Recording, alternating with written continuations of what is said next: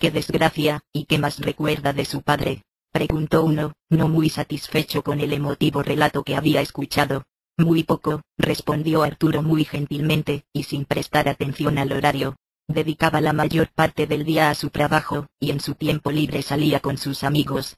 Lo que más recuerdo de él son sus enseñanzas. A veces cuando terminábamos de comer, me llevaba al jardín, que todavía tenemos, y me contaba historias maravillosas. Algunas todavía las recuerdo, y entre ellas siempre me aconsejaba cosas.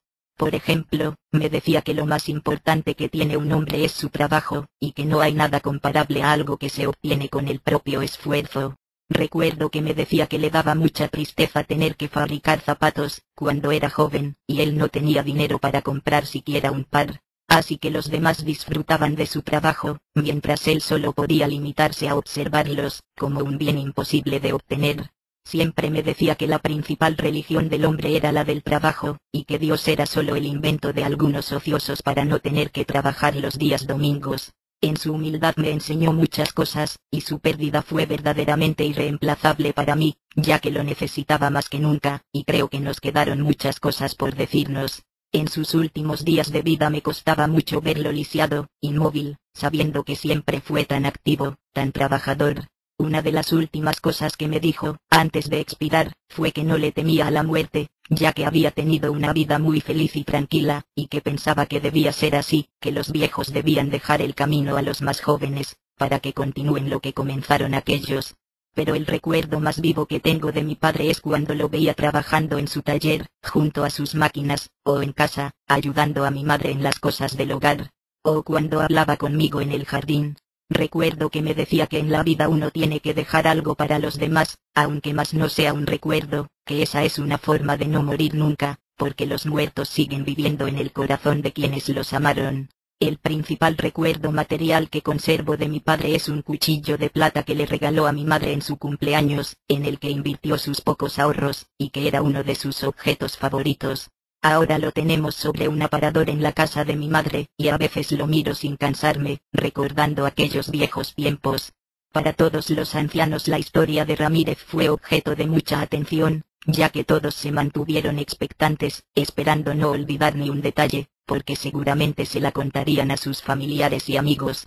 Al terminar de hablar nuestro amigo, estando todos callados, sin saber quién comenzara a hablar, otro anciano que hasta entonces había permanecido en silencio dijo, ¿y cómo vive ahora? ¿A qué se dedica? Porque creo que dijo que tiene esposa y una hija.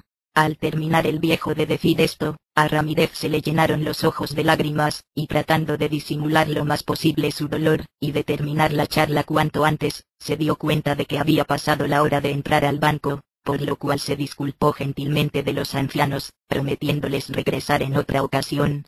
Pero contrariamente a lo que pueda imaginarse, Arturo no fue enseguida a su trabajo, sino que continuó caminando, más triste y pensativo que antes. Con paso lento y triste continuó caminando hasta llegar a una zapatería, donde se detuvo, por varios minutos, a observar los diferentes calzados que allí se exhibían, con una cara bastante acongojada y apesadumbrada, pensando quién sabe en qué tristes y lejanos recuerdos. Después de dejar la triste vidriera, intentó tomar fuerzas, imaginando el cargo que estaba por desempeñar, y se dirigió resueltamente a su trabajo, llegando al banco con media hora de demora. Seguramente no solo la historia de su padre aqueja al muchacho. Hay otra cosa, tal vez más importante y triste, que lo hace temer y vacilar. Media hora después de lo previsto, nuestro muchacho entró a su trabajo. Parecía exteriormente más calmo y seguro de sí mismo, aunque en su interior todavía había cierta preocupación. Cuando ingresó en el banco fue efusivamente saludado por un hombre relativamente joven, que estaba tras una ventanilla, que le deseó mucha suerte en el nuevo puesto, con bastante falsedad. Una empleada le dijo que recordara que estaba a sus órdenes, y que cualquier cosa que necesitara que se la pidiese, que ella haría lo imposible por satisfacerlo.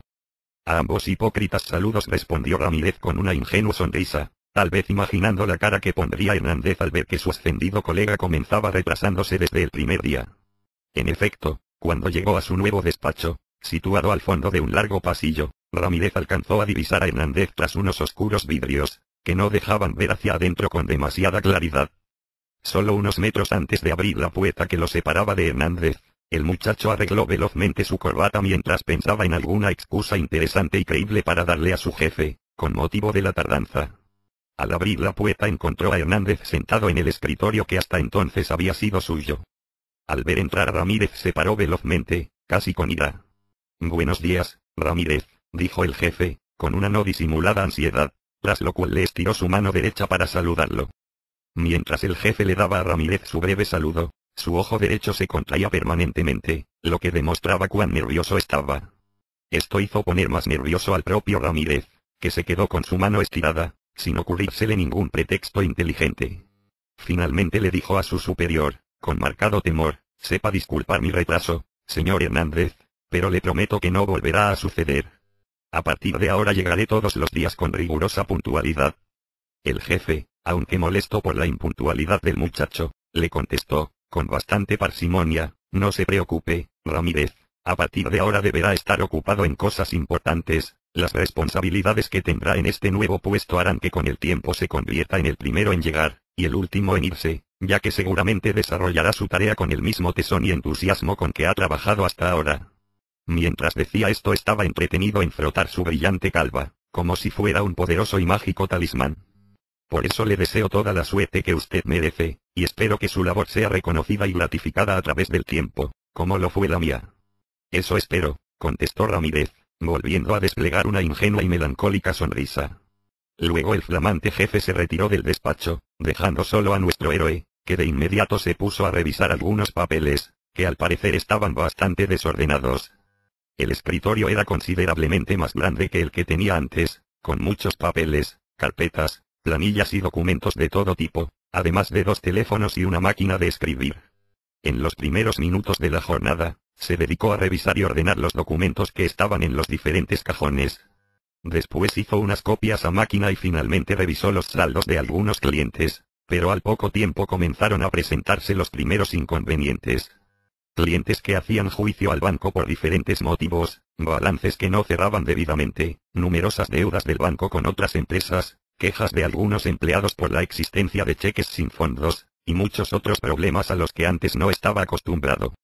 De golpe tuvo que empezar a tomar decisiones, sin consultar con nadie, cargando sobre sus hombros con todas las responsabilidades de lo que hiciere. Finalmente, el rencor de sus antiguos compañeros y las presiones que ejercieron sobre él sus superiores lo hicieron sentir incómodo. Sentía mucho temor debido a las cargas que debía soportar el banco, al borde de la quiebra. Sobre el final del día, después de 8 horas de intensa labor, tenía muchos más problemas por resolver que esa mañana. Pese a que tenía el poder para hacerlo, no se sentía capaz de tomar algunas decisiones.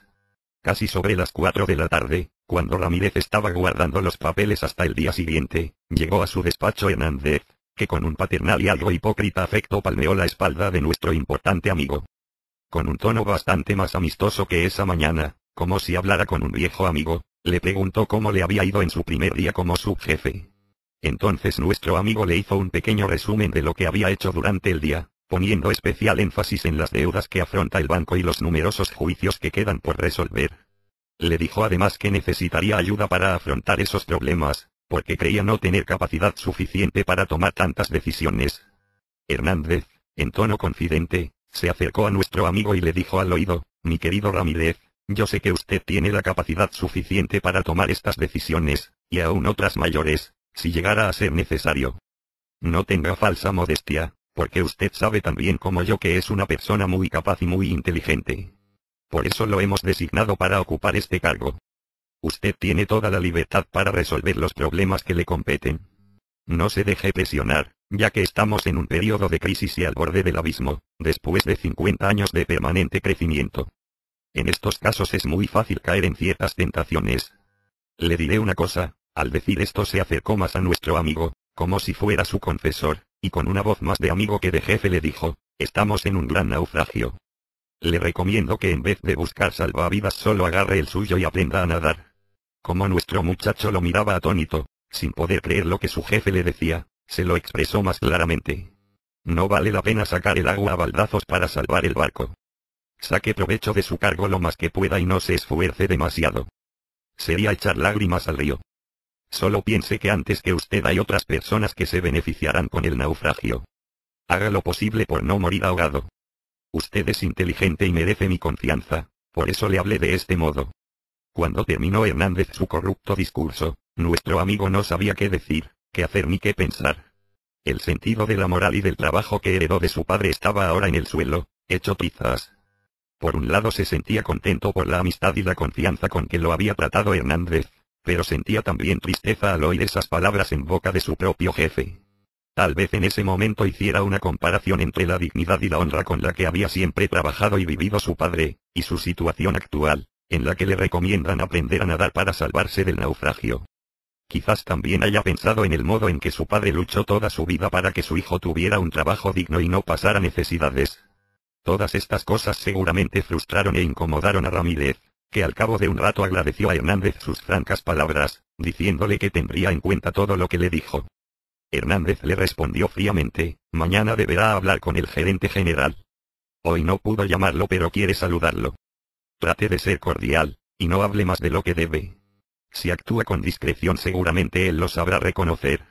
Además, hay un cliente importante que nos pide que, bueno, usted deberá hacer algunos pequeños arreglos en su saldo para que, bueno, no tiene importancia. Solo deberá retocar algunos numeritos y corregir unos documentos. Pero mañana hablaremos mejor, porque hoy ya se hizo tarde. Tras decir esto se retiró, despidiéndose muy cortésmente de Arturo. Habían pasado algunos minutos de las 4 de la tarde. El banco ya había cerrado sus puertas. Nuestro amigo estaba desolado, abochornado por lo que había escuchado. Seguramente entonces recordó las palabras de su antigua compañera, cuando le advirtió que lo usarían para que al cerrar el banco el antiguo jefe quedara inmune. Por un momento se sintió inseguro, desamparado, solo en un mundo en el que no vale la pena sacar el agua a baldazos para salvar el barco, sino aprender a nadar, sin importar quiénes mueran ahogados. ¿Cuántas veces habrá recordado en aquel momento a su padre, sus charlas en el jardín, su cuchillo de plata?